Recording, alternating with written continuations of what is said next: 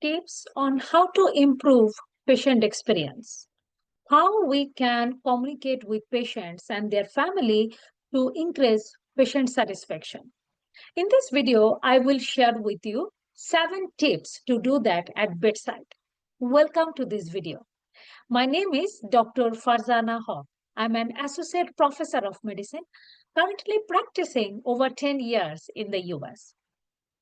Patient experience, this is now national quality metrics. And regardless of metrics, we came to medicine because we want to do great job as physician. We want to take care of patients.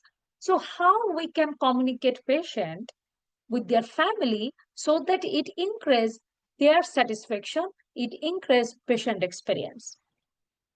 So let's first start with what are the 3 key areas where physicians get a score in the US according to HCAHPS. First, did the physician treat the patient with courtesy, respect? Second question, did the physician listen to the patient? And third question is, did the physician explain things in a way that patient understand? So as physician, you will be scored, you will be judged according to these 3 questions. So let's now focus on what are the easy things we can do at bedside to increase our patient experience and patient satisfaction. First and foremost, easy, but sometimes we often forget. That is knock at the door. Everybody loves privacy. They are in the hospital doesn't mean that our patients have to sacrifice privacy. I'm an educator. I train medical students and residents. Sometimes I get very surprised to see that trainees are entering patient room without knocking. So first tip is always knock at patient door, ask their permission before entering. Second tip is that always address your patient with last name unless they're telling that, okay, this is my preferred name, address me in this way. If you are an international medical graduate, this is important to remember because in North American culture, last name addressing is more professional. And healthcare is a professional setting. So you want to address your patient with utmost respect and courtesy. So address your patient with their last name unless they're telling you other way. Also, introduce yourself with your last name because again, usually as physician, you are addressed with your last name. It will be easier for them to remember. Third tip is that whenever possible, try to sit at the patient's eye level.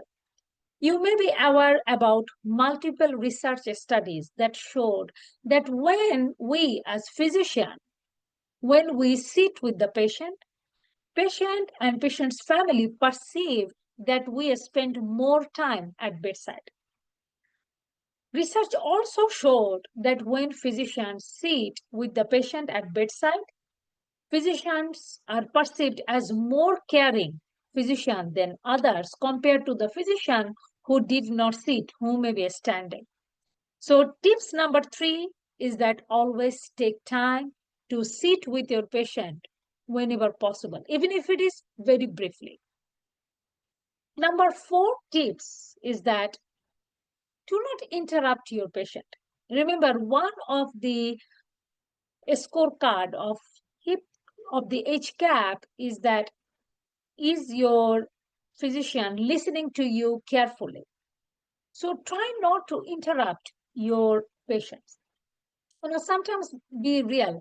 Maybe if they are like, starting from maybe 10 years earlier of the disease presentation of current time, maybe, you can like try to divert their attention, try to like bring to their attention that, okay, what is the focus you are trying to understand? Maybe what is the question you are trying to know from them? But do it in a respectful way. Do not be harsh and abrupt to interrupt them. The next tip is that one of the common area where patients are highlighting that physicians are not educating them, that is new medication. Research showed that almost 90% patients told that they are not getting education about their medication. Maybe physicians, as we are educating them, however, perception is reality. If our patients are feeling that they are not getting educated about their medication, they are not. So the tips is that whenever you are making any major change in their medication, you are starting a new medication, educate them in a simple language that okay, why you are doing it, what are the two or three biggest side effects they need to watch out for, what could be the red flag they need to know to stop that medication. It could be new antibiotic, it could be new anticoagulation, whatever medication you are starting or making any major change, educate them in simple language. The next tip is that, as our baby boomer are now rising, we have lot of geriatric patients all over the world, particularly in North America. So if you are practicing medicine in the US, if you are a resident or attending physician, I bet you are seeing a lot of patients who are at their 80s, 90s, like I do. So when you are taking care of these old geriatric patient, make sure they're understanding you, because many times maybe they need hearing aid. Maybe they are not just habituated with the speaking style or accent. So if you are wearing mask, for example, remove that mask when you are talking with that geriatric patient population, because that will be easier for them to lip read, and that will increase the patient communication.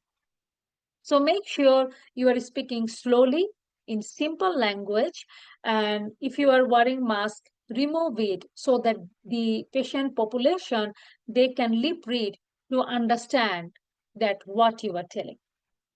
And final tips is that, many times when we are seeing the patient, maybe we remove their table, maybe we switched off their remote. Whatever they were doing, try to make sure that, okay, before you are leaving the room, you are making the arrangement same when you entered. So, for example, ask their permission that do they need to switch on that TV remote. If you switch on the light, ask them, do they want the light to be switched off, or do they want the door to be closed or open? This may sound simple. However, again, we need to be mindful that patients are very sick in hospital setting. They may be just so tired and overwhelmed to switch off that light, to bring that table close to them.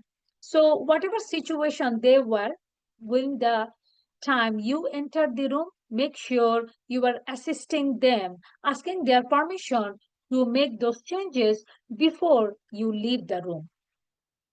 I hope you will find these tips helpful.